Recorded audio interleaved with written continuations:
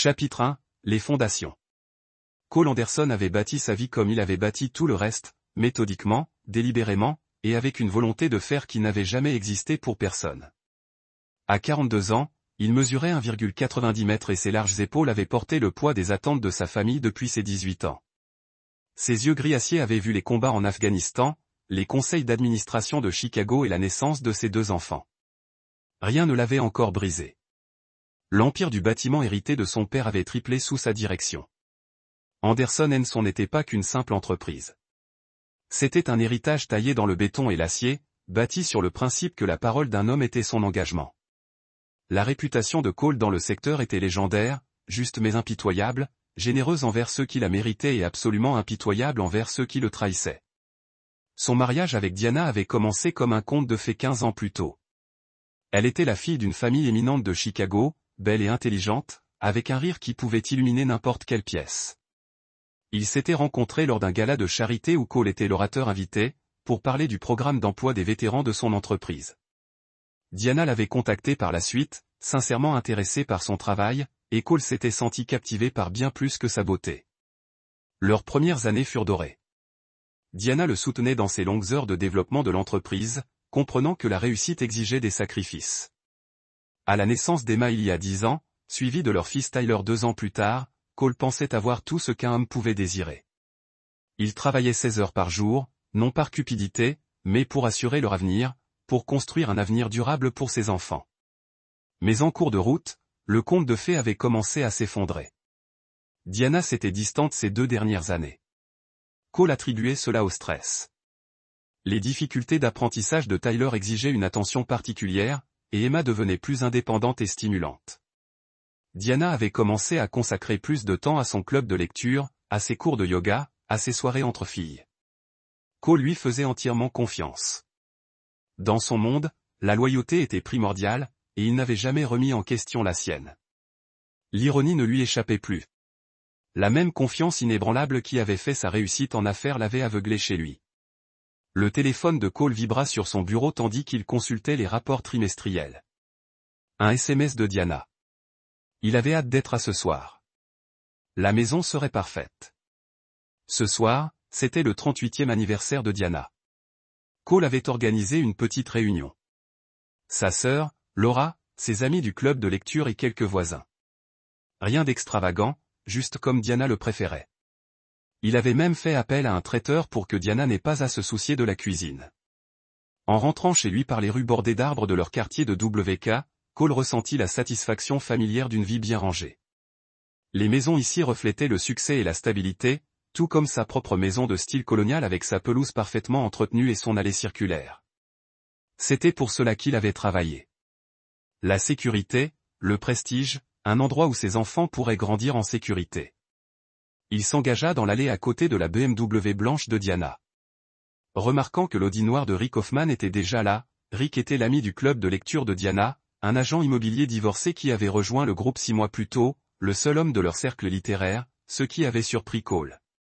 Mais Diana lui avait expliqué que Rick était passionné de lecture et qu'il apportait des points de vue masculins intéressants à leur discussion.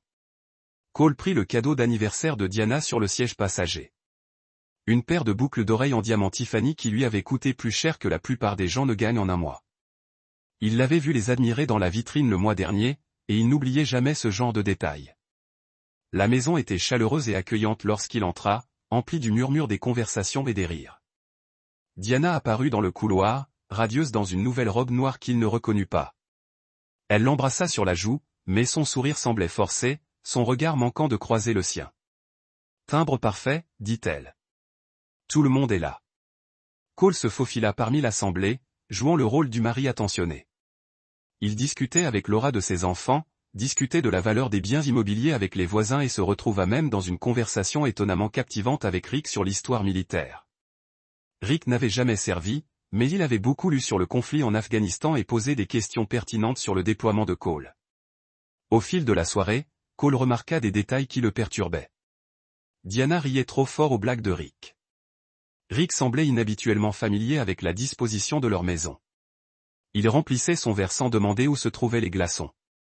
Lorsque Diana se pencha pour débarrasser les assiettes, le regard de Rick suivit ses mouvements avec une intensité qui fit serrer la mâchoire de Cole.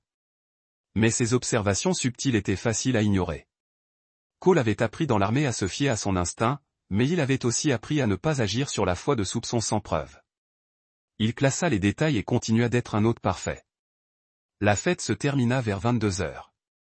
Les invités s'éclipsèrent avec des câlins et des vœux d'anniversaire, ne laissant que Laura, qui aidait au nettoyage, et Rick, qui ne semblait pas pressé de partir.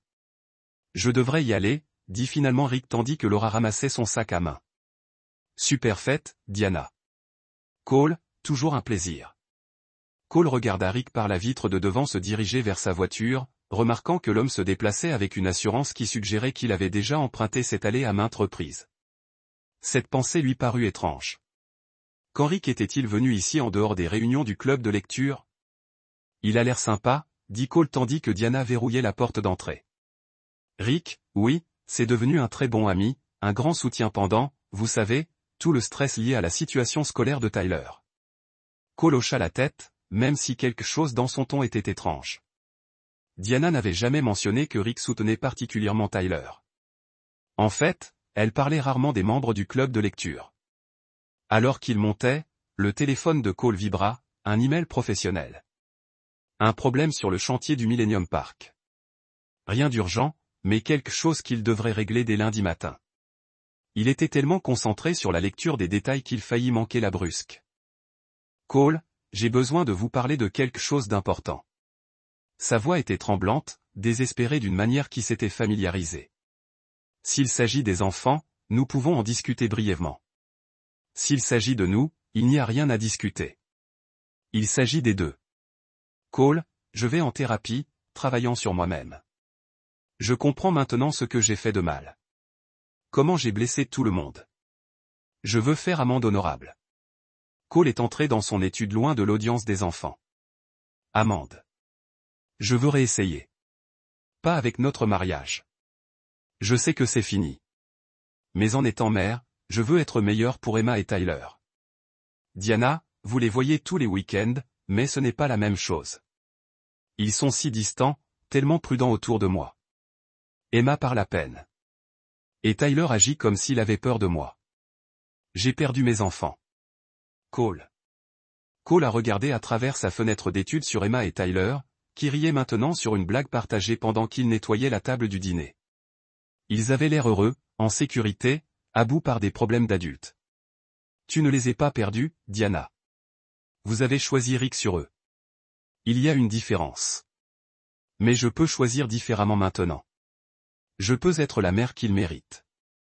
La mère qu'ils méritent ne les aurait pas manipulés pour garder des secrets. La mère qu'ils méritent n'aurait pas oublié de les récupérer à l'école parce qu'elle était au lit avec son amant. Diana pleurait maintenant. S'il vous plaît, Cole, je vous supplie. Donnez-moi une autre chance d'être leur mère. Cole a soigneusement considéré sa réponse. La douleur de Diana était réelle, mais les dommages qu'elle avait faits à leurs enfants. Diana, écoute-moi très attentivement. Emma et Tyler sont heureux maintenant. Ils sont florissants. Ils dorment toute la nuit. Ils se portent bien à l'école et ne portent plus le poids des mensonges adultes. Je ne compromettrai pas leur bien-être pour soulager votre culpabilité. Je ne vous demande pas de compromettre quoi que ce soit. Je vous demande de me laisser mieux. Vous aviez 15 ans pour être meilleur. Vous avez choisi d'être pire à la place. Il y avait un long silence à l'autre bout de la ligne. Cole, pensez-vous que vous pensez qu'ils me pardonneront jamais? C'était la première fois que Diana posait une question qui ne portait pas sur ce qu'elle voulait, mais sur ce dont ses enfants avaient besoin. Je ne sais pas, Diana. Les enfants sont résilients, mais ils ne sont pas tenus de pardonner aux parents qui les ont blessés. Si vous voulez leur pardon, vous devrez le gagner à travers des années de comportement cohérent et honnête. Pas des mois, des années. Je comprends. Êtes-vous? Parce que gagner leur confiance signifie accepter qu'ils pourraient ne plus jamais vous faire confiance. Cela signifie prouver à travers des actions, pas des mots, que vous avez changé. Cela signifie mettre leurs besoins avant votre culpabilité et votre solitude. Une autre longue pause. Je vais essayer, Cole. Je promets que j'essaierai. Ensuite, essayez. Mais comprenez que essayer n'est pas la même chose que de réussir, et leur guérison ne dépend pas de votre rédemption. Après que Cole ait raccroché, il est retourné dans la cuisine où Emma et Tyler terminaient leurs devoirs. Ils le regardèrent avec la même question à leurs yeux. Maman veut être une meilleure maman. Cole a dit simplement, nous verrons si elle le veut cette fois. Emma hocha la tête solennellement. Tu vas la laisser essayer? Que pensez-vous que nous devrions faire? Emma le considérait avec la gravité d'un enfant qui avait été contraint de grandir trop rapidement. Je pense que si elle le veut vraiment, elle devrait le prouver avant de devoir lui faire à nouveau confiance. Cole sourit à la sagesse de sa fille. C'est exactement vrai, princesse. Cette nuit-là, après que les enfants dormaient, Cole s'est assis dans son étude et a réfléchi aux derniers mois. L'appel de Diana lui avait rappelé que la vengeance, aussi complète, n'était pas la même chose que la résolution. Il a détruit sa vie et Rick a protégé ses enfants et a reconstruit sa famille sur une base de vérité. Mais le voyage de Diana, son chemin vers la rédemption ou l'autodestruction supplémentaire, était le sien à marcher. Le travail de Cole était de protéger Emma et Tyler tout en leur permettant de faire leur propre choix au sujet du pardon lorsqu'ils étaient assez vieux et assez forts pour le faire. Pour l'instant, il suffisait que ses enfants soient en sécurité, heureux et exempts de la fardeau de la tromperie adulte. Tout le reste n'était que du bruit. Chapitre 9. Le jugement final. 1 an plus tard, Cole s'est tenu dans son arrière-cour en regardant Emma marquer le but gagnant dans son match de football de championnat. La foule a éclaté en applaudissements, mais les yeux de Cole étaient fixés sur le visage de sa fille, rayonnant de joie et de confiance.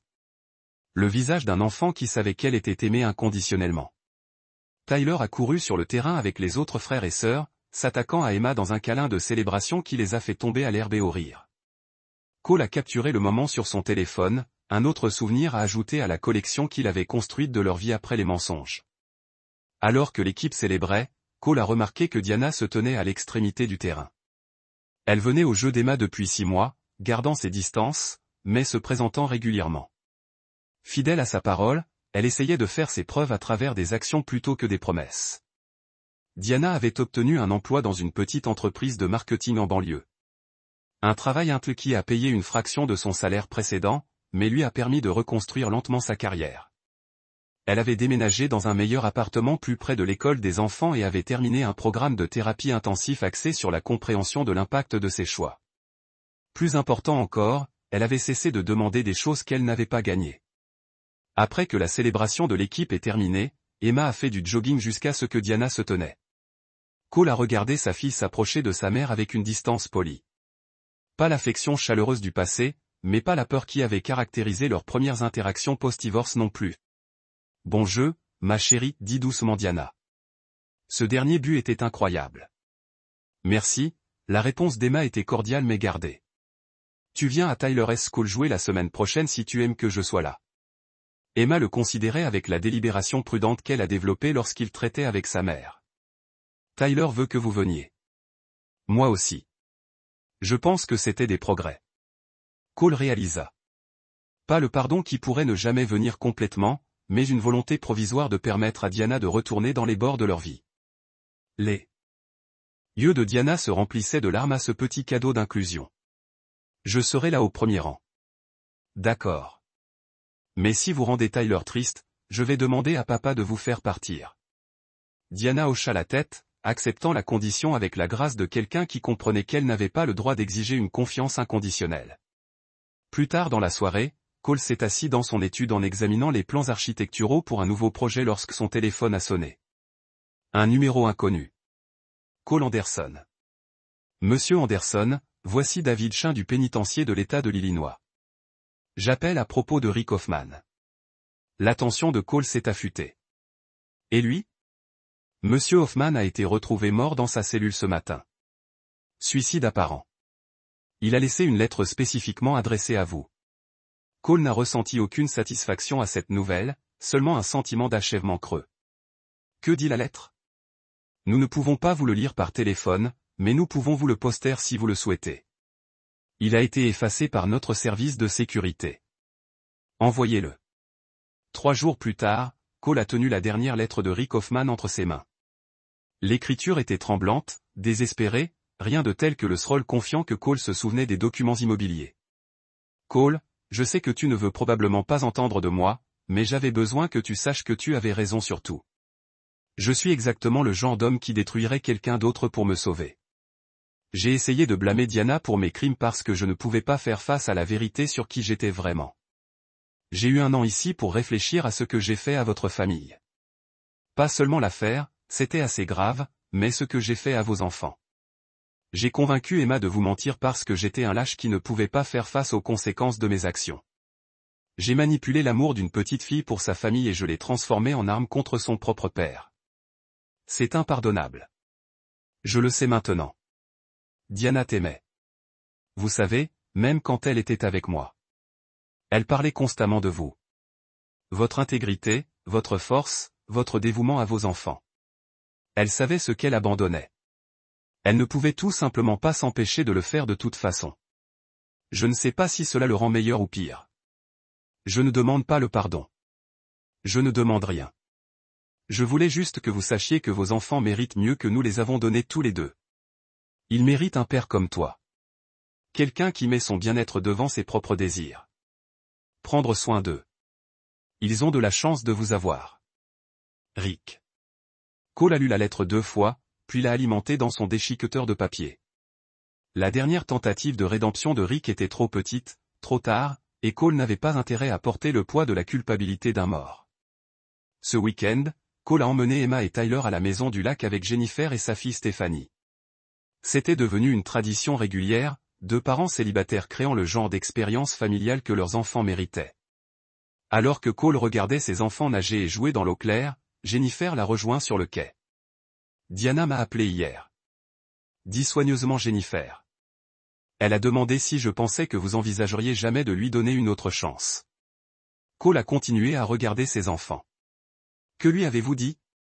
Je lui ai dit que ce n'était pas ma question à répondre, mais je lui ai aussi dit que le pardon n'était pas la même chose que la réconciliation et qu'elle pourrait vouloir se concentrer sur la meilleure mère qu'elle peut être d'où elle est plutôt que d'essayer de récupérer ce qu'elle a perdu. Cole hocha la tête. Jennifer a mieux compris la situation que la plupart. Son propre ex-mari avait abandonné leur famille pour une autre femme, la laissant reconstruire le sentiment de sécurité de leur fille à partir de zéro. Les enfants semblent plus heureux, a observé Jennifer. Ils sont plus heureux. Ils ne marchent plus sur des coquilles d'œufs, sans avoir des secrets qui ne sont pas à avoir. Et vous, Cole, vous avez considéré la question. Il y a 1 an, il s'est concentré sur la vengeance, sur la création de Diana et Rick à payer pour leur trahison. Maintenant, son énergie était canalisée sur quelque chose de positif, une maison stable pour ses enfants, une entreprise réussie, et des relations avec un honnêteté et un respect mutuel. Mais enfants de personnes qui auraient continué à les blesser. L'homme de 10 ans est venu une vérité que Cole avait évitée. Et permanent. Elle porterait le poids de ses choix pour le reste de sa vie, regardant ses enfants grandir à distance, sachant qu'elle avait échangé leur confiance pendant quelques mois d'excitation avec un homme qui l'a finalement trahi aussi à fond qu'elle avait trahi Cole. Je pense que maman a fait des choix qui blessent beaucoup de gens, y compris elle-même, a déclaré Cole avec soin. La question de savoir si elle retrouve le bonheur dépend de savoir si elle peut apprendre à vivre avec ses choix et à en faire de meilleurs à l'avenir. Voulez-vous qu'elle soit heureuse? Demanda Tyler à son siège d'appoint. Cole considérait sa réponse. Il y a 1 an, il aurait dit non sans hésitation. Mais regarder ses enfants naviguer dans leurs sentiments complexes à propos de leur mère lui avait rappelé que la vengeance était un outil, pas un mode de vie. Je veux qu'elle soit une bonne mère pour vous aussi, quoi que cela ressemble. Si elle peut être heureuse en faisant cela, alors oui, j'espère qu'elle trouvera le bonheur. C'était la vérité. Cole a réalisé que sa guerre avec Diana et Rick était terminée. Il avait gagné complètement. Ses enfants étaient en sécurité. Son honneur était intact. Et ses ennemis avaient fait face aux conséquences complètes de leur trahison. Tout ce qui est au-delà de cela était une cruauté inutile. Alors qu'ils arrivaient dans leur allée, Cole sentit la profonde satisfaction d'un homme qui avait protégé ce qui comptait le plus et construisait quelque chose duré des ruines de la trahison. Emma et Tyler prospèrent. Diana apprenait le véritable coût de ses choix, et Rick Hoffman était au-delà de la rédemption ou de la vengeance. Le dernier appel qui avait mis fin à son ancienne vie avait également commencé son nouveau. Une vie construite sur la vérité, les conséquences et le fondement inébranlable de l'amour d'un père pour ses enfants. Certains hommes pourraient avoir choisi le pardon. Cole Anderson avait plutôt choisi la justice et il vivrait avec ce choix pour le reste de sa vie, tout comme Diana vivrait avec le sien et Rick était mort avec le sien. En fin de compte, c'était suffisant. C'est là que notre histoire touche à sa fin. Inspiration de Diana. Elle fixait son téléphone, le visage pâle dans la lumière du couloir. « Tout va bien ?» demanda-t-il.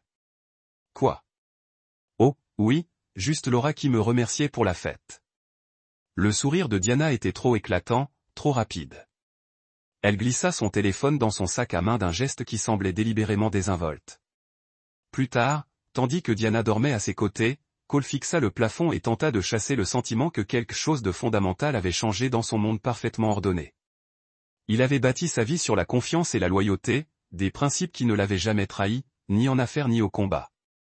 Mais des fondations, aussi solides soient-elles, pouvaient être ébranlées si le sol sous-jacent se déformait, et Cole Anderson commençait à soupçonner que le sol sous-jacent à son mariage était en train de se déformer depuis un certain temps. Chapitre 2. L'appel qui a tout changé. Le lendemain matin arriva avec une normalité trompeuse. Cole se réveilla à 5h30, comme toujours, son horloge interne aussi précise qu'une horloge militaire. Diana dormait encore, ses cheveux noirs éparpillés sur l'oreiller, l'air paisible et beau. L'espace d'un instant, le malaise de la nuit précédente lui parut absurde. Il suivit sa routine, café, entraînement à la salle de sport, douche, costume. À 7 heures, il passait en revue les plannings des projets au petit déjeuner pendant que Diana préparait les enfants pour l'école. Emma bondit dans la cuisine, vêtue de son uniforme de football, ses cheveux blonds et ses queues de cheval qui se balançaient à ses mouvements. « Papa, tu peux venir à mon match ce samedi ?» demanda-t-elle en grimpant sur ses genoux, même si elle était presque trop grande pour ça. « Tu ne voudrais pas rater ça, princesse ?» dit Cole, sincère. Même si le travail était chargé, il ne manquait jamais les matchs d'Emma ni les activités scolaires de Tyler. Tyler apparut ensuite, plus calme que sa sœur, luttant avec les bretelles de son sac à dos. À 8 ans, il était petit pour son âge et souffrait d'un léger trouble d'apprentissage qui rendait l'école difficile. Cole l'aida à attacher les bretelles pendant que Diana préparait les déjeuners. « Passe une bonne journée au travail » dit Diana en embrassant Cole pour lui dire au revoir. « Je serai probablement en retard ce soir. » Le club de lecture discute des 7 Marie d'Evelyn Hugo. Cole hocha la tête, même s'il remarqua qu'elle avait de nouveau évité le contact visuel. « Je m'occupe du dîner avec les enfants. » La matinée passa à toute vitesse, entre réunions et visites de chantier. L'entreprise de Cole soumissionnait pour un important projet en centre-ville, et la présentation devait être parfaite. L'après-midi, il était plongé dans les plans et les analyses de coûts.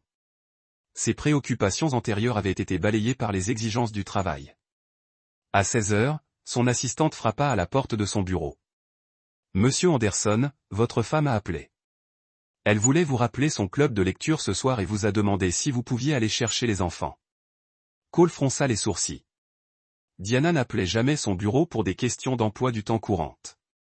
Ils avaient une application de calendrier partagée précisément pour cela. A-t-elle dit autre chose?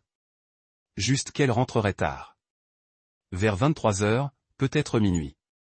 Ce soir-là, Cole alla chercher les enfants à leurs activités périscolaires et les emmena manger une pizza dans leur restaurant préféré du centre-ville. Emma parla de son prochain tournoi de foot tandis que Tyler travaillait tranquillement sur ses devoirs, demandant parfois de l'aide pour la compréhension écrite. Il retournait à la voiture quand le téléphone de Cole sonna. Le numéro de Diana. « Salut » répondit-il. « Comment va le club de lecture ?»« Oh, très bien. On discute bien. Je voulais juste prendre des nouvelles des enfants. Ils vont bien. On vient de finir de dîner. Où est-ce que tu te retrouves ce soir? Je croyais que le club de lecture avait généralement lieu chez toi. » Un silence. On est chez Sarah. Tu ne la connais pas. Elle est nouvelle dans le groupe. Cole resta silencieux un instant. En 15 ans de mariage, Diana n'avait jamais été vague sur ses allées et venues. Bon, conduis prudemment. Je t'aime. Je t'aime aussi. Mais quelque chose dans sa voix, une tension, une distraction, éveilla l'instinct de Cole. Il avait entendu ce même ton en Afghanistan, lorsque des traducteurs locaux fournissaient des informations aux talibans. Le son de quelqu'un qui ment à quelqu'un qu'on aime. De retour à la maison, Cole aidait Tyler à faire ses devoirs de maths pendant qu'Emma s'exerçait au piano. La routine domestique était réconfortante, mais son esprit ne cessait de dériver vers l'appel de Diana. Peut-être était-il paranoïaque. Peut-être que le stress du grand projet le rendait méfiant envers les comportements innocents. À 20h30, il coucha les enfants et fit la lecture à Tyler, tandis qu'Emma lisait son propre livre dans la pièce voisine. La maison semblait trop silencieuse après leur sommeil. Cole se surprit à errer dans les pièces, remarquant des choses auxquelles il n'avait jamais prêté attention auparavant. Le club de lecture de Diana se réunissait 2 fois par mois, généralement le vendredi soir. Mais en consultant le calendrier de la cuisine, Cole réalisa que les réunions étaient devenues plus fréquentes. Parfois hebdomadaires, parfois à des soirs différents. Lorsque cela avait commencé, il ouvrit le bureau de Diana dans le salon, à la recherche des horaires du club de lecture ou de ses coordonnées. Il ne fouinait pas vraiment, il essayait simplement de mieux comprendre la routine de sa femme. Mais ce qu'il découvrit le glaça. Caché sous une pile de factures se trouvait un relevé de carte de crédit d'un compte qu'il n'avait jamais vu auparavant. Le nom de Diana y figurait, mais l'adresse de facturation était une boîte postale. Les frais dressèrent un tableau qui fit basculer l'esprit de Cole, déjà en mode tactique. Hôtel de luxe dans le centre-ville de Chicago, restaurant chic, boutique de lingerie, et même des frais pour ce qui semblait être un week-end à Milwaukee le mois dernier. Diana lui avait dit qu'elle rendait visite à sa tante malade à Milwaukee ce week-end-là. Il avait gardé les enfants pendant son absence, fier du dévouement de sa femme envers sa famille. Les mains de Cole étaient fermes tandis qu'il photographiait le relevé avec son téléphone, mais son cœur battait la chamade. Les dates des frais correspondaient à des soirées de club de lecture, des conférences professionnelles auxquelles Diana prétendait assister et des virées shopping avec sa sœur Laura. Son téléphone vibrait. Un SMS de Diana, plus tard que prévu. Ne m'attends pas, Cole fixa le message, puis le relevé de carte de crédit. Le dernier débit datait d'hier, le jour de la fête d'anniversaire de Diana.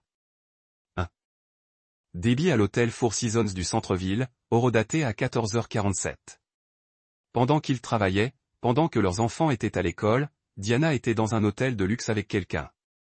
Le jour même, elle avait organisé sa propre fête d'anniversaire, lui avait souri par-dessus la table de la salle à manger et avait accepté son coûteux cadeau.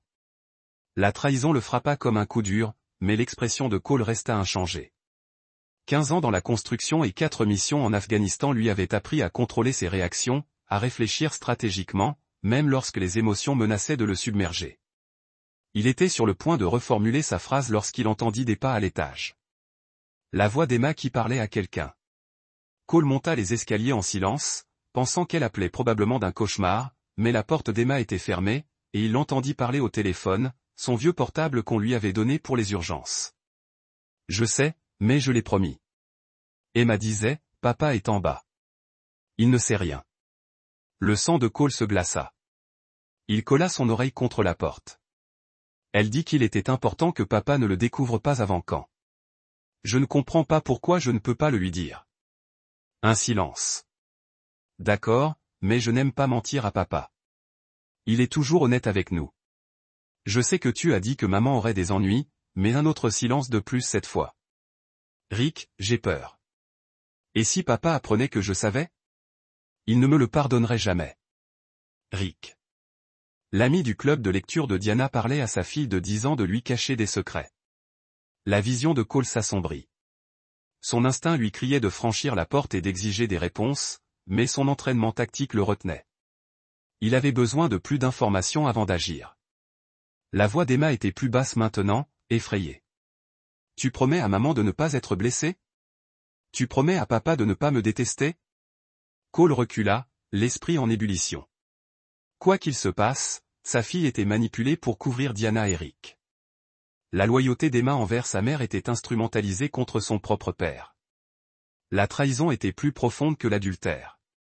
C'était la corruption de son enfant, le retournement de sa propre famille contre lui. Cole redescendit et se versa 3 doigts de bourbon, son premier verre depuis 6 mois.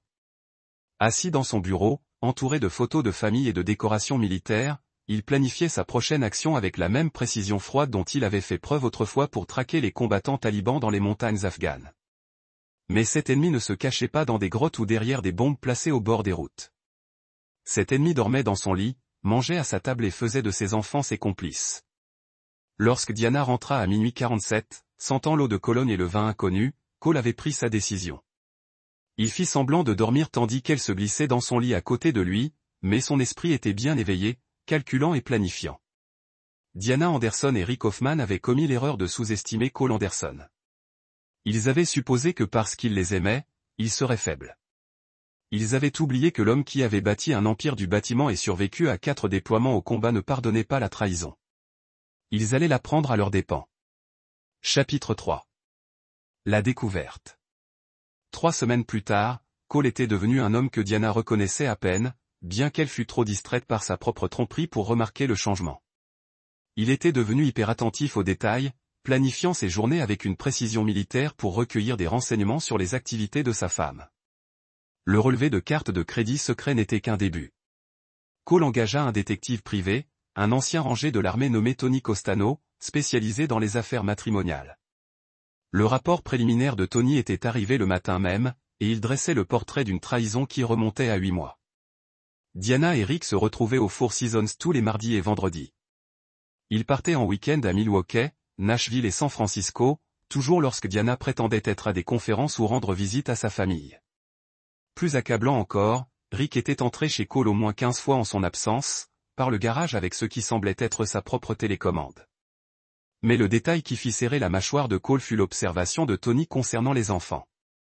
Emma avait été vue quitter l'école plus tôt que prévu à 3 reprises, récupérée par Rick au lieu de Diana. L'école avait l'autorisation de Diana dans son dossier, mais Emma avait toujours semblé mal à l'aise. Cole regardait les photos de surveillance lorsque son téléphone a sonné. Diana appelait de ce qu'elle prétendait être son cours de yoga.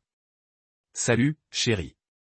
Je voulais juste te dire que je vais faire des courses après les cours. Ne m'attends pas pour le dîner. » Cole jeta un coup d'œil à l'horodatage de la photo sur son bureau.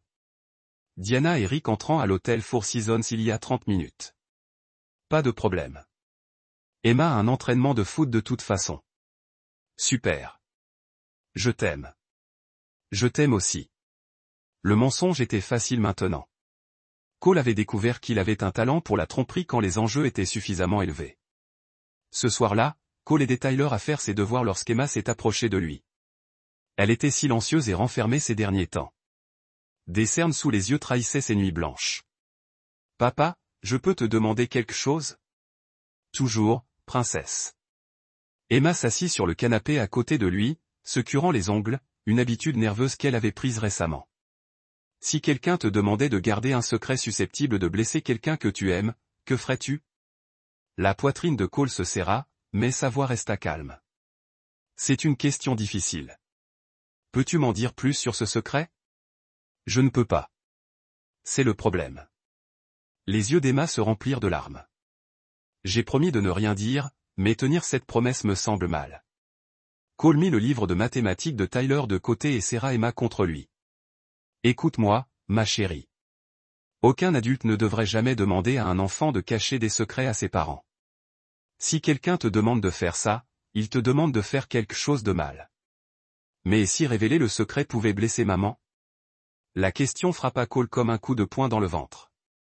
Sa fille de 10 ans portait le poids de la trahison de sa mère, déchirée entre sa loyauté envers ses 2 parents. Emma, regarde-moi. Cole leva le menton pour que leurs regards se croisent. Rien de ce que tu pourrais me dire ne me ferait cesser de t'aimer. Tu es ma fille, et c'est pour toujours. Mais des secrets qui blessent les familles. Ce n'est pas le genre de secret que les enfants devraient garder. Emma fondit en larmes, puis sanglota contre lui, tandis que Tyler l'observait avec une inquiétude confuse. Cole la serra dans ses bras, lui caressant les cheveux, sentant ses dernières réserves quant à ce qu'il comptait faire s'évaporer. Diana avait dépassé les bornes en impliquant leurs enfants. Le lendemain matin, Cole prit une décision qui allait tout changer. Il se fit porter pâle pour la première fois en 3 ans et se rendit à l'école d'Emma. Il attendit sur le parking, observant la scène. À 11h30, l'Audi noir de Rick Hoffman s'arrêta devant l'entrée de l'école. Les mains de Cole se crispèrent sur le volant tandis qu'il regardait sa fille sortir du bâtiment, son sac à dos en bandoulière. Elle marcha lentement vers la voiture de Rick, son langage corporel irradiant la réticence. Cole suivit de loin Rick conduisant Emma chez eux. Il se gara dans la rue et observa à la jumelle Rick utiliser une télécommande de garage pour entrer chez Cole avec sa fille. L'infraction était totale. Cet homme ne couchait pas seulement avec la femme de Cole. Il utilisait la maison de Cole comme la sienne et entraînait sa fille dans cette supercherie. Le téléphone de Cole vibra. Un SMS d'Emma qui ne se sentait pas bien. Rick vint me chercher à l'école et me ramena à la maison pour que je me repose. Ne t'inquiète pas pour moi. Le message avait clairement été dicté. Emma n'avait jamais envoyé de SMS aussi formel à son père. Cole resta assis dans son camion pendant 2 heures, observant sa propre maison, planifiant sa réponse. Lorsque la BMW de Diana s'arrêta dans l'allée à 13h45, Cole serra les mâchoires. Elle était censée travailler jusqu'à 17h. À travers les jumelles, Cole vit sa femme, avec qui il était marié depuis 15 ans, enlacer Rick Hoffman dans leur cuisine, tandis que leur fille était assise à table, la tête baissée, visiblement mal à l'aise. Ce soir-là, Diana semblait plus légère, plus affectueuse qu'elle ne l'avait été depuis des mois. Elle prépara le dîner préféré de Cole, rit de ses anecdotes sur le travail, et suggéra même qu'ils regardent un film ensemble après que les enfants soient couchés. La performance était magistrale. Cole devait admettre que s'il n'avait pas su ce qu'il savait, il aurait pu croire qu'il remettait leur mariage sur les rails. Mais Cole avait appris depuis longtemps que l'information est un pouvoir, et il en avait maintenant assez pour détruire complètement Diana et Rick. La question était de savoir comment l'utiliser au mieux. Pendant qu'il regardait le film, Diana se blottit contre lui comme elle le faisait quand ils étaient jeunes et vraiment heureux. Son téléphone vibra, un SMS apparut et Cole aperçut le nom de Rick à l'écran avant que Diana ne retourne rapidement le téléphone. Du travail, demanda Cole d'un ton désinvolte. Même. Juste pour confirmer le rendez-vous du lendemain. Encore un mensonge. Si habile et si expérimenté que Cole se demanda depuis combien de temps Diana le trompait. Leur mariage n'était-il qu'une mise en scène? Les jours suivants passèrent dans un brouillard de fausse normalité. Diana maintint son emploi du temps, yoga, club de lecture et réunion de travail. Cole documenta chaque mensonge, chaque incohérence, chaque instant de trahison, mais ce fut Emma qui finit par forcer la main de Cole. Le jeudi soir, Cole travaillait tard dans son bureau lorsqu'il entendit Emma pleurer dans sa chambre. Il frappa doucement et entra pour la trouver assise sur son lit, le visage ruisselant de larmes. « Princesse, qu'est-ce qui ne va pas ?» Emma leva vers lui des yeux qui semblaient bien trop vieux pour ses 10 ans. « Papa, il faut que je te dise quelque chose, mais j'ai peur. » Cole s'assit à côté d'elle sur le lit. « Tu n'as jamais à avoir peur de me parler. Rick m'a fait promettre de ne rien te dire, mais je ne peux pas continuer à mentir. » La voix d'Emma était à peine un murmure. Il dit, « Si je te parlais de lui et de maman, ça détruirait notre famille. » Il dit, « Tu me reprocherais de ne pas te l'avoir dit plus tôt. » La vision de Cole devint blanche. Rick Hoffman avait manipulé l'amour de sa fille pour sa famille, l'avait transformé en une arme de silence et de culpabilité. « Emma, ma chérie, écoute-moi très attentivement, » dit Cole d'une voix d'un calme mortel. « Rien de ce que tu me diras ne sera jamais de ta faute, et personne ne détruira jamais notre famille. Je te le promets. » Emma prit une inspiration tremblante. Maman et Rick, ils sont là, amoureux. Ils se rencontrent à l'hôtel, s'embrassent et parlent tout le temps d'être ensemble. Rick vient chez nous quand tu es au travail. Il a une télécommande de garage comme la nôtre. Et maman te ment sur où elle va. Les mots ont coulé d'Emma comme l'eau d'un barrage rompu. Des mois de secrets, de confusion et de culpabilité qu'aucun enfant ne devrait avoir à porter. Rick m'a dit que si je gardais leur secret, maman serait heureuse. Mais il a aussi dit que si je te le disais, tu serais tellement en colère que tu ferais partir maman pour toujours. Emma leva vers Cole des yeux désespérés. Je ne veux pas que maman s'en aille, mais je ne veux plus te mentir non plus. Cole serra sa fille contre lui, son cœur brisé par son innocence perdue et sa détermination durcie comme un diamant. Emma, tu as bien fait de me le dire. Et je veux que tu te souviennes de quelque chose. Quoi qu'il arrive ensuite, ce n'est pas à cause de toi. C'est parce que les adultes ont fait de mauvais choix. Tu es courageuse et honnête, et je suis fier de toi. Cette nuit-là, après qu'Emma se soit enfin endormie, Cole s'assit dans son bureau et passa une série d'appels téléphoniques à Tony Castano, à son avocat, et à un contact de l'armée spécialisé dans la surveillance électronique. Au matin, Cole Anderson avait un plan qui ferait regretter à Diana et Rick d'avoir entendu son nom. Le temps de la collecte de renseignements était révolu. Le temps de l'action avait commencé. Chapitre 4. L'architecture de la vengeance. Cole passa la semaine suivante à mener une double vie qui aurait impressionné n'importe quel agent infiltré. Le jour, il était un mari et un père dévoué, assistant au match de foot d'Emma et aidant Tyler dans ses lectures. La nuit, il orchestrait une campagne de vengeance qui ruinerait les vies de Diana et Rick. Sa première action fut purement pratique. Cole rencontra son avocat, Michael Torres, un avocat à l'œil vif qui s'était occupé des contrats commerciaux de Cole pendant des années. L'expression de Michael devint de plus en plus sombre tandis que Cole exposait les preuves de la liaison de Diana. L'adultère nous donne un poids considérable dans la procédure de divorce, déclara Michael en examinant les photos de surveillance de Tony. L'Illinois est un État sans faute, mais l'adultère peut toujours avoir un impact sur le partage des biens et les modalités de garde. Je ne veux pas d'influence, dit Cole doucement. Je veux une victoire totale. Michael leva les yeux des photos. Cole, je comprends que tu sois en colère, mais en colère? Le rire de Cole était glacial. Michael, c'est ce que j'ai ressenti en colère lorsque mon déploiement a été prolongé. C'est ce que je ressens quand un entrepreneur essaie de me flouer. C'est tout autre chose. Cole se pencha en avant, ses yeux gris acier fixés sur son avocat. Diana a impliqué mes enfants dans sa tromperie. Elle a fait de ma fille une complice. Ce n'est pas seulement de l'adultère. C'est de la maltraitance psychologique envers un enfant. Michael hocha lentement la tête. Cela change les choses. Les juges ne voient pas d'un bon œil les parents qui manipulent leurs enfants pour dissimuler leur liaison. Tant mieux, parce que je veux la garde complète, la maison et une compensation financière suffisante pour que Diana y réfléchisse à 2 fois avant de retenter l'expérience avec quelqu'un d'autre. Mais la vengeance juridique ne suffisait pas à Cole. Diana et Rick avaient passé des mois à planifier leur tromperie, transformant sa maison en terrain de jeu et sa fille en complice. Ils méritaient quelque chose de plus créatif que ça. Le tribunal du divorce. La deuxième démarche de Cole concernait ses relations d'affaires. Quelques appels aux bonnes personnes révélèrent que l'agence immobilière de Rick Hoffman était en difficulté.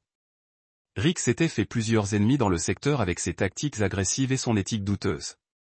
Plus important encore, sa licence d'agent immobilier était sur le point d'être renouvelée, et des rumeurs circulaient sur des pratiques irrégulières. Jake Morrison, un ami militaire de Cole, travaillait désormais pour le département de la réglementation financière et professionnelle de l'Illinois, autour d'un verre à leur bar habituel. Cole apprit que le renouvellement de la licence de Rick était en cours d'examen suite à des plaintes pour conflits d'intérêts non divulgués. L'enquête a été lente, dit Jake. Mais si quelqu'un fournissait des preuves concrètes de mauvaise conduite, cela ferait avancer les choses. Cole sourit. Quel genre de preuves concrètes? La preuve qu'il représentait acheteurs et vendeurs sans les divulguer, qu'il touchait des pots de vin, ce genre de choses. Pourquoi cette question? Juste par curiosité. Ce week-end-là, alors que Diana assistait à une autre fausse réunion du club de lecture, Cole mit son plan à exécution. Il avait déjà confirmé que Rick serait au Four Seasons avec Diana jusqu'à minuit au moins. L'appartement de Rick serait vide. Cole avait appris le crochetage à l'armée, une compétence qu'il n'aurait jamais imaginé utiliser dans la vie civile. La sécurité de l'immeuble de Rick était ridiculement facile à contourner pour quelqu'un ayant la formation de Cole. Dans l'appartement de Rick, Cole trouva exactement ce qu'il cherchait, son ordinateur, ses dossiers financiers et un classeur rempli de transactions immobilières. Il lui fallut 2 heures pour tout photographier, mais les preuves étaient accablantes. Rick avait touché 2 commissions, représenté les 2 parties sans les divulguer et accepté des pots de vin de la part d'entrepreneurs. Mais le véritable trésor était la boîte de messagerie de Rick. Rick avait négligé son mot de passe, le nom de sa fille, suivi de son année de naissance.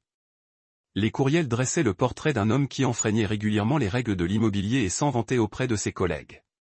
Cole copiait tout sur des disques cryptés et ne laissait aucune trace de sa présence. Lorsque Rick découvrirait que sa carrière était sur le point d'imploser, il serait trop tard pour se sauver. La 3e phase du plan de Cole était plus personnelle. Il avait remarqué que Rick conduisait son Audi comme s'il s'agissait d'une course. Voiture, roulant régulièrement à toute vitesse dans les zones scolaires et les quartiers résidentiels. La surveillance de Tony avait permis de recenser de nombreuses infractions au code de la route pour lesquelles Rick avait réussi à éviter les contraventions. Cole fit quelques dons stratégiques au fonds de charité de la police locale et s'entretint avec plusieurs agents de la circulation. Il mentionna nonchalamment avoir remarqué des conducteurs dangereux dans son quartier et s'inquiétait pour la sécurité des enfants. En moins d'une semaine, le trajet de Rick était surveillé par des agents qui prenaient très au sérieux les excès de vitesse dans les zones scolaires. Mais le geste le plus dévastateur de Cole concernait la situation professionnelle de Diana. Diana était directrice marketing dans une agence de publicité haut de gamme.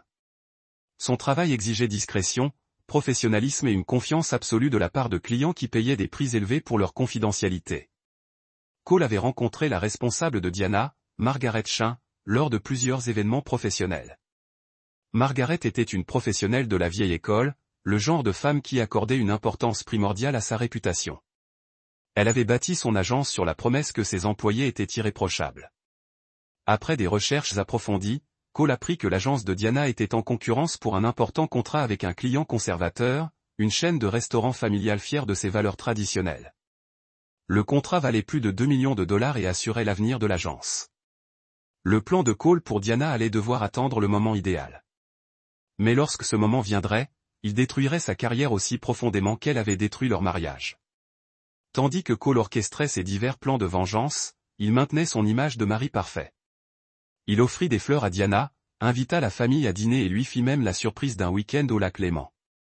Soigneusement programmé pour un moment où Rick était en déplacement professionnel. Durant ce week-end, Diana semblait presque redevenue elle-même. Elle riait aux blagues de Cole, lui tenait la main lors des promenades au bord du lac et lui faisait l'amour avec une passion qui semblait sincère. L'espace d'un instant, Cole se demanda presque s'il faisait une erreur. Mais le téléphone de Diana vibra, accompagné d'un SMS de Sarah du club de lecture, et Cole vit le nom de Rick apparaître brièvement à l'écran avant que Diana ne supprime le message.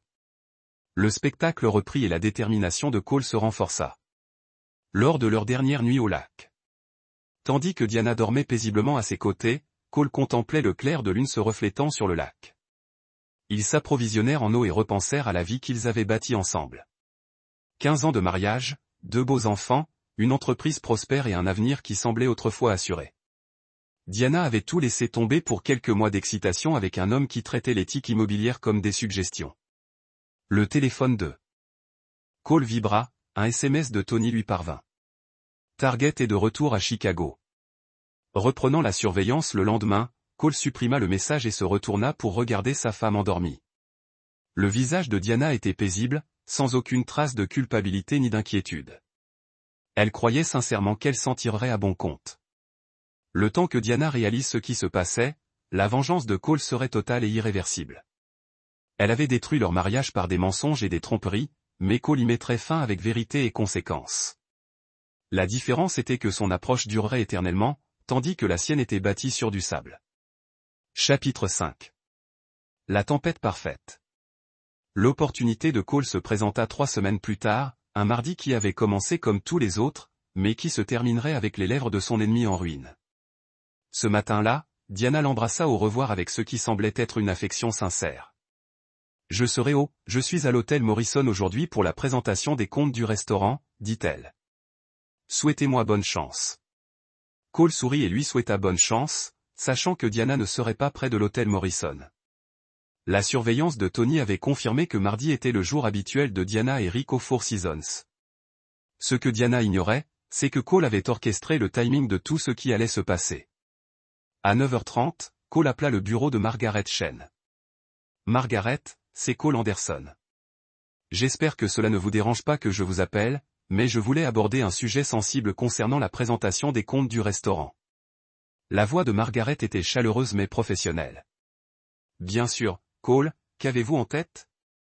J'ai entendu dire par des contacts dans le secteur que la famille Peterson, les restaurateurs, est très exigeante quant à la conduite personnelle de ses fournisseurs. Ils ont déjà laissé tomber des entrepreneurs pour des raisons morales. Je voulais juste m'assurer que Diana était préparée à ce genre d'examen. C'est très attentionné de votre part, Cole. Le professionnalisme de Diana n'a jamais été remis en question. Elle fait sa présentation à 14h cet après-midi, et j'ai entièrement confiance en elle. Je suis sûr qu'elle s'en sortira à merveille, dit Cole. Diane a toujours été très dévouée à son travail. À 10h, le signalement anonyme de Cole au département de la réglementation professionnelle a déclenché une enquête immédiate sur les pratiques immobilières de Rick Hoffman. Les preuves recueillies par Cole seraient découvertes lors de leur enquête officielle. À 11h15, Rick a reçu un appel de son agence exigeant une réunion immédiate au sujet d'irrégularités dans ses récentes transactions. À 11h30, Cole a passé son appel le plus important. Emma, ma chérie, comment te sens-tu aujourd'hui? La voix d'Emma était basse et fatiguée. Je vais bien, papa. Juste fatigué de tout. Je sais, princesse. Et je veux que tu saches que tous ces secrets et ces mensonges vont bientôt cesser. Mais j'ai besoin que tu fasses quelque chose d'important pour moi. Quoi? Si quelque chose d'effrayant se produit aujourd'hui, si des adultes commencent à se disputer ou à être contrariés, je veux que tu m'appelles immédiatement. Peux-tu faire ça? Est-ce que toi et maman allez vous disputer? Le cœur de Cole se brisa légèrement en entendant la peur dans sa voix. Je ne sais pas ce qui va se passer, Emma, mais je te promets que quoi qu'il arrive, ce n'est pas ta faute, et je te protégerai toujours, toi et Tyler. Ok, papa. Je t'appellerai. À 13h45, Cole mit la dernière partie de son plan à exécution. Il se rendit à l'hôtel Four Seasons et attendit dans le hall, bien placé pour voir les ascenseurs, sans être vu. À 14h10, son téléphone sonna. Margaret Cole, il y a eu un problème avec la présentation du restaurant. Diana n'est jamais venue. Son assistante dit qu'elle était censée être là, mais elle est toujours là. La famille Peterson est furieuse. Ils sont venus du Colorado spécialement pour cette réunion. Ce n'est pas du tout Diana, dit Cole, la voix pleine d'inquiétude. As-tu essayé de l'appeler? Son téléphone tombe directement sur la messagerie. Cole, si on perd ce compte parce que Diana n'est tout simplement pas venue. Laisse-moi voir si je peux la trouver, dit Cole. Je sais qu'elle était très nerveuse à propos de cette présentation. Peut-être qu'elle était tombée malade et qu'elle n'avait pas les idées claires pour appeler. Cole raccrocha et se dirigea vers la réception de l'hôtel. Il avait appris le nom du réceptionniste lors de précédentes visites de surveillance. Excusez-moi, Jennifer. Je cherche ma femme, Diana Anderson. Elle est censée me retrouver ici, mais je pense qu'elle est enregistrée sous un autre nom. Jennifer sourit avec compassion. Laisse-moi vérifier la liste des invités. Non, je ne vois pas de Diana Anderson. À quoi ressemble-t-elle? Cole montra à Jennifer une photo sur son téléphone. Une photo récente de Diana et Rick ensemble, prise par Tony. L'expression de Jennifer changea. Oh oui, je les connais. Ce sont des clients réguliers. Ils sont enregistrés sous la chambre Hoffman, 1247. La performance de Cole, une trahison surprise, était digne d'un Oscar. Son visage devint blanc, ses mains tremblèrent légèrement et sa voix se brisa lorsqu'il parla. Hoffman, tu es sûr? Jennifer comprit immédiatement son erreur. Monsieur, je suis vraiment désolé. Je n'aurais pas dû.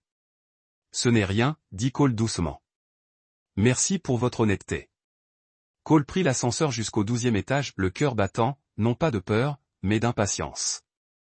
Tout se mettait en place à la perfection. Il frappa à la porte de la chambre 1247. Service en chambre, appela-t-il d'une voix déguisée. On n'a pas commandé de service en chambre, répondit la voix de Rick. Cole frappa de nouveau, avec plus d'insistance. Des pas, puis le bruit de la chaîne de sécurité qu'on retire. Rick ouvrit la porte, vêtu seulement d'un peignoir d'hôtel, les cheveux en bataille. Le visage de Rick se vida de ses couleurs lorsqu'il vit Cole debout dans le couloir. Cole, qu'est-ce que tu es? Comment as-tu fait? Où est ma femme? La voix de Cole était d'un calme mortel. Rick essaya de fermer la porte, mais la main de Cole se tendit brusquement et la maintint ouverte avec la force que lui procuraient des années de travaux de construction et d'entraînement militaire. Diana. Cole appela dans la pièce. Je crois qu'il faut qu'on parle. Diana apparut derrière Rick, enveloppée dans un drap d'hôtel, le visage affolé par l'horreur et la panique. Cole, laisse-moi t'expliquer. Explique-moi quoi exactement? Cole entra dans la pièce, forçant Rick à reculer. Explique-moi pourquoi ma femme, avec qui j'ai été marié pendant 15 ans, est dans une chambre d'hôtel avec un autre homme alors qu'elle est censée assister à la présentation la plus importante de sa carrière. La main de Diana se porta à sa bouche. La présentation. Oh mon Dieu, j'avais oublié. Tu avais oublié. Le rire de Cole était amer. Tu avais oublié le compte de 2 millions de dollars qui pourrait sauver ton agence, parce que tu étais trop occupé à entraîner ma fille au foot. Rick n'est pas l'entraîneur d'Emma, disait Diana chaque semaine. Non, tu as raison. Rick est juste l'homme qui utilise ma maison comme la sienne, manipulant ma fille pour qu'elle garde tes secrets et détruisant ma famille. La voix de Cole ne s'éleva pas, mais elle portait le poids d'un jugement absolu. Rick essaya d'avancer. Écoute, Cole, je sais que ça a l'air mal. L'attention de Cole était fixée sur Rick comme un viseur laser. Ça a l'air mal. Tu couches avec ma femme, tu utilises ma maison, tu impliques mes enfants dans tes tromperies et tu me mens au visage depuis des mois. Qu'est-ce qui te fait mal? Diana pleurait, le mascara coulant sur ses joues. Cole, s'il te plaît. Ce n'est pas ce que tu crois. Je n'ai jamais voulu que ça arrive. Je t'aime. J'aime notre famille. Arrête. La voix de Cole la transperça comme une lame. Ne dis pas que tu aimes notre famille alors que tu es dans une chambre d'hôtel, sous un drap et que tu sens comme un autre homme. Le téléphone de Cole sonna. Emma, papa. Sa voix était faible et effrayée. Maman n'est jamais rentrée du travail et Rick était censé aller chercher Tyler à son cours de soutien, mais il n'est jamais venu. Tyler attend depuis 1 heure. J'ai peur. Les yeux de Cole ne quittèrent pas Diana et Rick tandis qu'il répondait à sa fille. C'est bon, princesse. Je vais chercher Tyler tout de suite. Reste à la maison et verrouille les portes. Je serai là dans 30 minutes. Il raccrocha et regarda les 2 personnes qui avaient détruit sa famille. Mon fils de 8 ans est assis seul à son centre de soutien scolaire depuis 1 heure parce que vous étiez trop occupé par votre après-midi pour vous souvenir de son existence. Ma fille de 10 ans est seule à la maison et a peur parce qu'aucun de ses parents n'est rentré à l'heure prévue. Diana sanglota de plus belle. Cole, s'il te plaît, laisse-moi rentrer. Laisse-moi arranger ça. Cole secoua la tête. Diana, tu as fait ton choix. Tu as choisi Rick plutôt que Tyler. Tu as choisi les chambres d'hôtel plutôt qu'Emma. Tu as choisi les mensonges plutôt que 15 ans de mariage. Il parcourut la chambre d'hôtel du regard, remarquant le seau à champagne, les vêtements éparpillés, le lit défait. Tu as choisi ça. Cole se retourna pour partir, puis s'arrêta à la porte. Oh, et Diana. Margaret Chin attend une explication pour expliquer pourquoi tu as manqué la présentation de Peterson. Tu devrais peut-être trouver une bonne idée. Ton travail en dépend probablement. Il regarda Rick. Eric, tu devrais peut-être appeler ton agence immobilière. J'ai entendu dire qu'il y a des questions concernant le renouvellement de ton permis. Cole les laissa planter dans leur chambre d'hôtel, se voyant enfin clairement sous la dure lumière des conséquences. Alors qu'il allait chercher Tyler, le téléphone de Cole vibra de SMS frénétiques de Diana, le suppliant de rentrer, de parler, de lui donner une chance de s'expliquer. Il supprima chaque message sans le lire entièrement. Diana et Rick avaient passé des mois à planifier leur supercherie parfaite. Cole avait passé des semaines à planifier leur destruction parfaite. La différence, c'est que son plan ne faisait que commencer. Chapitre 6. Dénouement. Lorsque Cole rentra chez lui avec Tyler, la BMW de Diana était dans l'allée. Elle l'avait devancé, enfreignant probablement plusieurs règles de circulation dans sa panique de rentrer avant qu'il puisse parler aux enfants. Tyler courut droit vers Emma. Les frères et sœurs s'étreignirent avec ce besoin instinctif de réconfort qu'éprouvent les enfants quand ils sentent leur monde s'écrouler.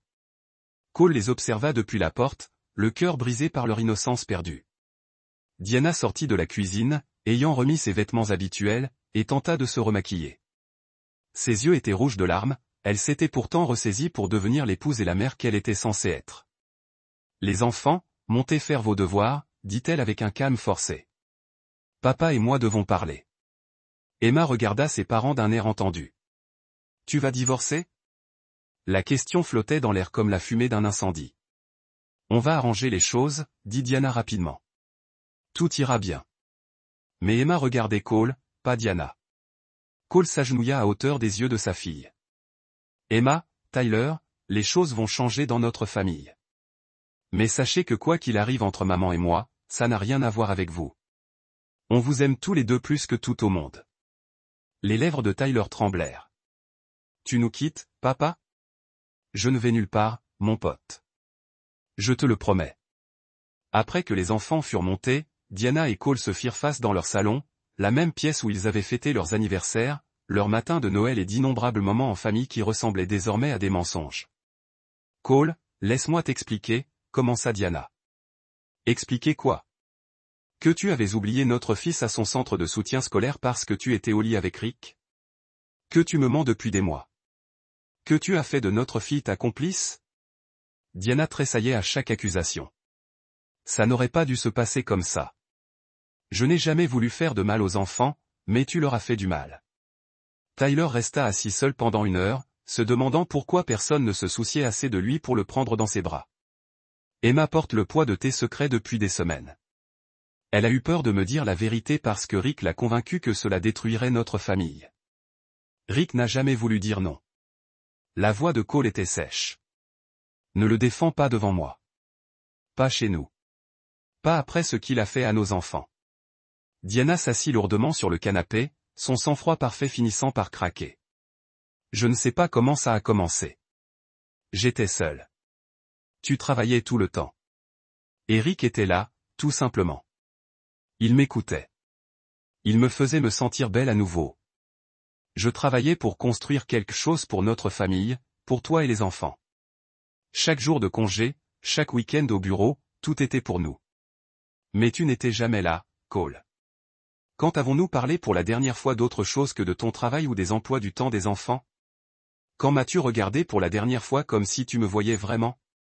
Cole fixait sa femme avec qui il était marié depuis 15 ans, cherchant la femme dont il était tombé amoureux. Quand étais-tu venu pour la dernière fois? Tu mènes une double vie depuis des mois. Diana, comment étais-je censé me connecter avec quelqu'un qui me mentait tous les jours? Ce n'était pas que des mensonges. Je t'aime. J'aime. Notre famille. Tu aimes l'idée de notre famille, la maison, la sécurité, la respectabilité, mais tu n'aimes pas le travail qu'il faut pour entretenir un mariage. Tu n'aimes pas les sacrifices, les compromis, faire passer ta famille avant la tienne. Désir. Le téléphone de Diana vibra, un SMS lui parvint. Elle y jeta un coup d'œil instinctivement, et Cole vit le nom de Rick sur l'écran. Il t'envoie un SMS en ce moment même. Pendant que tu essaies de sauver notre mariage, il t'envoie un SMS. Diana regarda le téléphone comme un serpent. Je vais effacer son numéro. Je ne le reverrai plus jamais. Cole, s'il te plaît, donne-moi une autre chance. Donne-nous une autre chance. Cole s'approcha de la fenêtre et regarda leur quartier, les mêmes rues où il avait prévu de vieillir avec Diana. Où il avait imaginé que leurs petits-enfants joueraient un jour. Tu sais le pire, dit-il doucement. Ce n'est pas que tu as trompé. C'est que tu as rendu notre fille complice. Tu as laissé Emma porter le poids de tes mensonges. Tu lui as laissé croire que garder tes secrets était plus important que d'être honnête avec son père. Je n'ai jamais demandé à Emma de mentir pour moi. Tu n'avais pas besoin de demander. Rick l'a convaincu que me dire la vérité détruirait notre famille. Une fillette de 10 ans me protège. Ta liaison, Diana. Elle choisit entre ses parents tous les jours depuis des semaines. Cole se retourna pour faire face à sa femme. C'est impardonnable. Le sanglot de Diana se brisa complètement. Puis elle sanglota, avec le genre de chagrin désespéré qui naît de la perte de quelque chose de précieux par ses propres actions. Cole, s'il te plaît, je ferai tout ce que tu veux. Une thérapie, tout ce que tu veux. Ne nous abandonne pas. Je t'ai donné 15 ans de ma vie, Diana. Je t'ai donné ma confiance, mon amour, ma fidélité. J'ai construit mon monde autour de toi et de nos enfants. Et tu as tout donné pendant quelques mois avec un homme qui n'a même pas la décence de venir chercher notre fils quand il le promet. Le téléphone de Cole a sonné. Tony Costano. Excuse-moi, dit Cole à Diana en répondant. C'est fait. La voix de Tony était grave. La licence immobilière de Rick a été suspendue dans l'attente d'une enquête. L'épreuve était accablante. 3 ans de pratiques frauduleuses. Il aura de la chance s'il n'est pas poursuivi au pénal. Des accusations ont été portées contre lui et son agence l'a licencié cet après-midi. Il tente de se distancer du scandale. Sa carrière est terminée. Cole, merci, Tony. Cole raccrocha et regarda Diana, qui avait cessé de pleurer et le regardait avec une conscience croissante. Qu'est-ce que c'était, demanda-t-elle. La carrière immobilière de Rick venait de prendre fin définitivement. Le visage de Diana devint blanc. Que as-tu fait? J'ai révélé la vérité. Quelque chose que tu devrais peut-être essayer un jour. Cole, on ne peut pas détruire la vie des gens simplement parce qu'on est en colère. Je n'ai rien détruit. Diana Rick a détruit sa propre carrière avec ses pratiques illégales. Je me suis juste assuré que les autorités les découvrent. Le téléphone de Cole vibra, un autre appel. Margaret Chin. Cole, je suis désolé de te déranger à la maison, mais j'ai besoin de parler à Diana. Le comte Peterson est perdu. Il refuse de travailler avec notre agence après la débâcle d'aujourd'hui. J'ai besoin de comprendre ce qui s'est passé. Cole regarda Diana. Ton patron veut te parler du compte de 2 millions de dollars que tu leur as coûté aujourd'hui. Les mains de Diana tremblaient en prenant au téléphone. Margaret, je suis vraiment désolé pour aujourd'hui. J'ai eu une intoxication alimentaire. Cole n'entendit pas la réponse de Margaret, mais il vit le visage de Diana pâlir à chaque mot. Oui, je comprends. Demain matin, je serai là. Diana raccrocha et regarda Cole avec un regard désespéré. Je pourrais perdre mon emploi. Les actes ont des conséquences, Diana. Tu as choisi de rencontrer Rick au lieu de faire ton travail. Tu as choisi d'ignorer tes responsabilités. Voici les conséquences. Tu détruis tout ce que nous avons construit ensemble. Non, dit Cole doucement. Tu as tout détruit. Je m'assure juste que tout le monde voit clairement les dégâts. À l'étage, Cole entendait Emma et Tyler parler à voix basse, inquiets. Leurs enfants écoutaient le mariage de leurs parents se disloquer, essayant de comprendre comment leur monde sûr et stable s'était effondré en un seul après-midi. Cole regarda Diana, la regarda vraiment, et vit une étrangère. La femme qu'il avait épousée n'aurait jamais fait subir cette douleur à leurs enfants. La femme qu'il avait épousée n'aurait jamais préféré une chambre d'hôtel aux besoins de sa famille. Je veux que tu sortes de la maison. Ce soir, dit Cole. Cole, s'il te plaît. Ce soir, Diana, fais tes valises et va chez tes sœurs. Va chez Rick. Va où tu veux, mais je ne te laisserai pas dans cette maison à te faire passer pour une épouse et une mère pendant que tu envoies des SMS à ton amant. Diana commença à argumenter, puis sembla réaliser la futilité de la démarche. Elle parcourut le salon du regard comme si elle le voyait pour la dernière fois. Et les enfants? Ils resteront avec moi. Étaient-ils à l'abri de tes mensonges? Alors que Diana montait faire ses valises, Cole appela son avocat. Les papiers seraient déposés demain matin. La procédure de divorce serait rapide et brutale, surtout avec les preuves. Tony avait rassemblé les preuves. Diana redescendit 30 minutes plus tard avec une valise et son sac à main. Elle s'arrêta à la porte, les larmes aux yeux. Cole, je t'aime toujours. Je sais que tu le penses, mais l'amour ne ressemble pas à ça, Diana. L'amour ne sacrifie pas les enfants à des désirs égoïstes. L'amour ne construit pas une vie sur des mensonges. Après le départ de Diana, Cole monta voir ses enfants. Emma était assise sur le lit de Tyler et lui lisait un livre d'images devenu trop petit depuis des années. Ils levèrent les yeux lorsqu'il entra, le visage chargé de questions qu'il n'osait pas poser. Maman va rester chez tante Laura un moment, dit doucement Cole. Elle te verra encore, mais les choses seront différentes. À cause des secrets, demanda doucement Emma. À cause des choix que les gens ont faits. Mais toi aussi. Tu t'en sortiras. Nous, tout ira bien. Tyler se glissa sur les genoux de Cole, cherchant le réconfort et la sécurité que seul son père pouvait lui offrir. Emma les rejoignit et ils s'assirent ensemble, tranquillement certains que quoi qu'il advienne, ils l'affronteraient en famille. Dehors, la vie que Diana et Rick avaient bâtie sur des mensonges s'effondrait. Mais à l'intérieur, dans la pièce où ses enfants avaient le plus besoin de lui, Cole commença à construire quelque chose de nouveau, d'honnête, de vrai, de durable. Chapitre 7. Le jugement dernier. 2 semaines après la sortie de Diana, la campagne de destruction de Cole a atteint son crescendo. Rick Hoffman était passé d'un agent immobilier prospère à paria au chômage en quelques jours. Sa suspension de licence était devenue une révocation complète lorsque l'enquête de l'État a découvert 3 ans de fraude systématique sans revenu et fait face à des accusations criminelles potentielles. Rick avait été contraint de vendre son condo au centre-ville et est retourné avec ses parents âgés à Nipville. La chute de Diana avait été tout aussi rapide mais plus publique. Margaret Chin l'avait licenciée le matin après la présentation manquée de Peterson, citant une faute professionnelle brute et une violation de l'obligation fiduciaire. Ward a voyagé rapidement dans la communauté publicitaire soudée de Chicago. En une semaine, Diana était sans travail dans une agence de bonne réputation de la ville, mais le chef-d'œuvre de la vengeance de Cole n'était pas encore à venir. Un mardi matin qui s'est rendu clair et froid, Cole s'est assis dans le bureau de son avocat en examinant le règlement final de divorce. Michael Torres a répandu les papiers sur son bureau en acajou avec la satisfaction d'un général affichant des drapeaux ennemis capturés.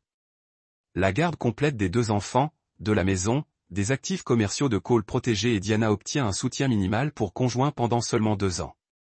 Michael a résumé que les preuves d'adultère étaient si écrasantes que même son avocat lui a conseillé d'accepter ces conditions plutôt que de se battre devant le tribunal. Cole hocha la tête, mais son expression est restée sombre. Et la situation de Rick? L'enquête criminelle va de l'avant. Le procureur de l'État estime avoir suffisamment de preuves pour les accusations de fraude par fil. Rick regarde une éventuelle peine de prison. Bon. Michael a soigneusement étudié son client. Cole, je dois demander, êtes-vous satisfait de ce résultat? Parce que ce que vous avez accompli ici, c'est une victoire totale. La plupart des hommes de votre situation célébreraient. Cole a regardé par la fenêtre de l'horizon de Chicago, en pensant à Emma et Tyler, qui s'adaptaient à leur nouvelle réalité avec la résilience des enfants, mais ont quand même demandé quand maman rentrait à la maison. Il y a encore une chose que je dois faire, a déclaré Cole. Cet après-midi, Cole s'est rendu dans un petit complexe d'appartements à Schaumburg où Diana avait été forcée de déménager après avoir perdu son emploi et sa part de leurs actifs. Le bâtiment était loin de leur maison WKA. Utilitaire, à l'étroit, le genre d'endroit où les gens ont atterri lorsque leurs meilleures options s'étaient évaporées. Diana a répondu à sa porte l'air plus âgé que ses 38 ans. Elle avait perdu du poids, des cercles sombres ombragèrent ses yeux et ses cheveux généralement parfaits ont été retirés en queue de cheval en désordre. Les vêtements de créateur avaient été remplacés par un jean et un sweatshirt de l'Université du Nord-Ouest dont Cole se souvenait qu'elle lui avait acheté pour Noël il y a 3 ans. Cole. Sa voix était à peine un murmure. Que faites-vous ici? Nous devons parler. Diana s'éloigne pour le laisser entrer. L'appartement était meublé par Sparani. Quelques pièces qu'elle avait récupérées de leur mariage. Certains articles qui semblaient provenant de magasins à prix réduit. Le contraste avec leur vie antérieure a été frappant et intentionnel de la part de Cole. Voulez-vous du café? Demanda Diana, jouant à l'hôtesse dans sa diminution des circonstances. Non. Ils se sont assis les uns des autres dans son minuscule salon. Le silence lourd avec 15 ans d'histoire et des mois de trahison. Les papiers de divorce sont prêts, a déclaré Cole. Vous aurez des copies demain. Diana hocha la tête, ses mains plissées sur ses genoux comme une écolière en attendant une punition. J'ai entendu parler de l'arrestation de Rick. Fraude par fil, complot, violation des réglementations de l'État. Il fera probablement 18 mois minimum. Cole, j'ai besoin que tu saches. Je n'ai jamais connu ces pratiques commerciales. Je ne savais pas qu'il enfreint la loi. Vous n'aviez aucune idée de beaucoup de choses apparemment, y compris comment être une femme et une mère. Diana tressaillit mais n'a pas discuté. Comment sont les enfants? Ils s'adaptent. Les notes d'Emma se sont améliorées depuis votre départ. Tyler dormait toute la nuit pour la première fois depuis des mois. Incroyable ce qui se passe lorsque les enfants n'ont pas apporté le poids des mensonges adultes. Il me manque tellement que ça fait physiquement mal. Vous les verrez tous les 2 week-ends. Visite supervisée pour les 6 premiers mois. Après cela, nous réévaluerons en fonction de votre comportement et de votre stabilité. Le sang-froid de Diana se craqua légèrement. Visite supervisée. Cole, je suis leur mère. J'ai fait des erreurs, mais je les aime. Vous avez impliqué Emma dans votre affaire. Vous avez manipulé un enfant de 10 ans pour garder des secrets qui nuisent à sa famille. Ce n'est pas l'amour, Diana. C'est un abus. Le mot pendait entre eux comme une lame. Diana avait passé des semaines en thérapie à essayer de comprendre comment sa vie avait implosé si complètement. Mais entendant l'état de Cole, cela a si brutalement éliminé ses illusions restantes. Je n'ai jamais voulu leur faire du mal. J'essayais juste de protéger. Protéger quoi? Votre affaire? Vos mensonges? Tu ne protégeais personne, Diana. Vous vous protégiez aux dépens de vos enfants. Cole se pencha en avant, ses yeux gris fixés sur le visage de sa femme. Voulez-vous savoir ce qu'Emma m'a demandé hier? Diana hocha la tête, des larmes se formant déjà. Elle a demandé si c'était de sa faute si maman s'en allait. Elle a demandé si elle aurait dû garder ses secrets mieux. Ma fille de 10 ans pense qu'elle vous a échoué en me disant la vérité. Diana s'est complètement décomposée, sanglotant avec le genre de chagrin qui vient de la compréhension du véritable coût de vos choix. Je suis vraiment désolé. Je suis vraiment désolé, Cole. Je ferai n'importe quoi pour le reprendre, mais vous ne pouvez pas. C'est la chose à propos des choix, Diana. Une fois que vous les avez faits, vous devez vivre avec les conséquences pour toujours. Cole se leva pour partir, puis s'arrêta à la porte. Il y a autre chose que vous devez savoir. Diana leva les yeux à travers ses larmes. Rick m'a appelé hier de prison. Le visage de Diana est devenu blanc. Qu'a-t-il dit? Il voulait conclure un accord. Il a proposé de témoigner que vous connaissiez ses pratiques illégales, que vous l'avez aidé à les couvrir en échange d'une phrase réduite. Ce n'est pas vrai. Je ne sais jamais que ce n'est pas vrai, mais Rick est exactement le genre d'homme qui vous détruirait pour se sauver. Le même homme que vous avez choisi par rapport à votre famille. Cole a regardé Diana traiter ces informations. La voir regarder se rendre compte que l'homme pour lequel elle avait tout sacrifié la trahirait sans hésiter à éviter la prison. Qu'avez-vous dit? Je lui ai dit que vous ne méritez plus de détruire. Que vous avez déjà perdu tout ce qui comptait. Cole ouvrit la porte, puis se retourna une dernière fois. Diana, je t'aime depuis 15 ans. Je vous ai donné tout ce que j'avais. Ma confiance, ma loyauté, mon avenir. J'ai construit ma vie autour de vous et de nos enfants, et vous l'avez jeté pendant quelques mois avec un homme qui essaie maintenant de vous envoyer en prison pour se sauver. Diana pleurait trop fort pour répondre. Je voulais que tu le saches. Je voulais que vous compreniez exactement ce que vous avez perdu et exactement ce que vous avez choisi à la place. Cole a quitté Diana dans son petit appartement, entouré des ruines de la vie qu'elle avait détruite. Alors qu'il rentrait chez lui pour ses enfants, sa vraie famille, il a ressenti quelque chose qu'il n'avait pas connu depuis des mois. Paix.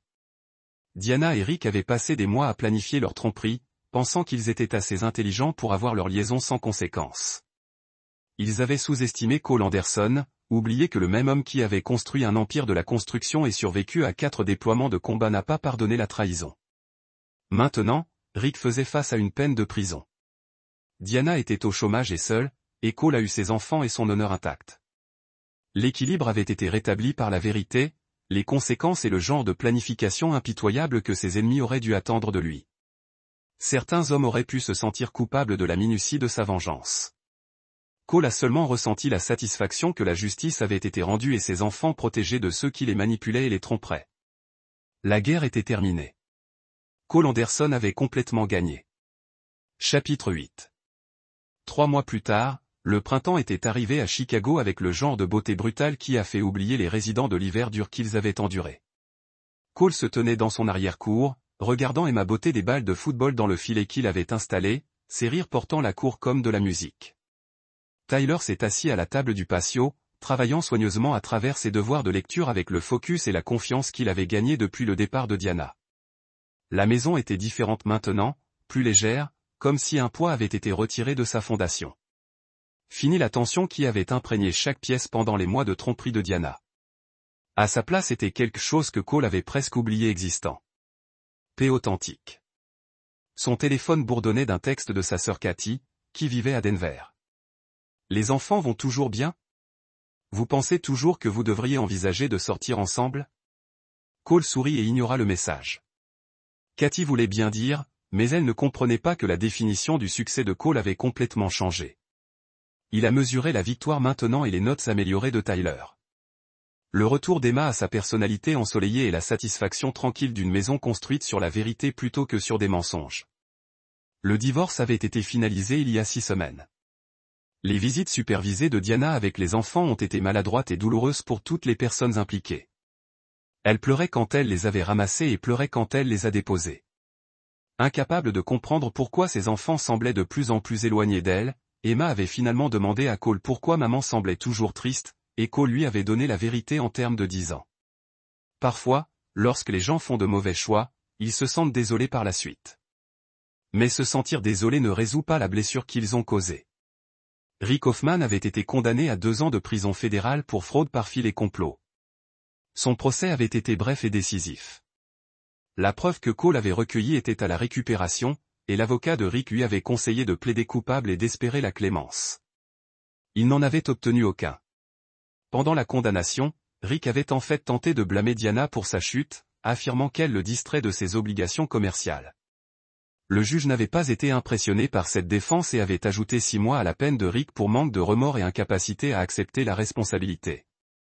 Diana avait assisté à la condamnation, assise à l'arrière de la salle d'audience comme un fantôme. Cole l'avait vue là-bas, mais n'avait pas reconnu sa présence. La trahison de Rick de sa confiance avait été rapide et complète. Exactement ce que Cole s'attendait à un homme sans honneur. Mais l'aspect le plus satisfaisant de la victoire de Cole n'a pas été l'emprisonnement de Rick ou l'exil de Diana.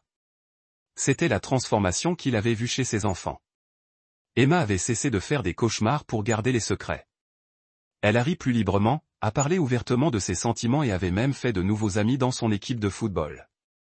Plus important encore, elle avait cessé de s'excuser pour des choses qui n'étaient pas de sa faute, une habitude qu'elle avait développée pendant les mois de transport des secrets de sa mère. L'amélioration de Tyler avait été encore plus dramatique sans que le stress du mariage défaillant de ses parents ne dépose sur lui. Ses difficultés d'apprentissage étaient devenues plus gérables.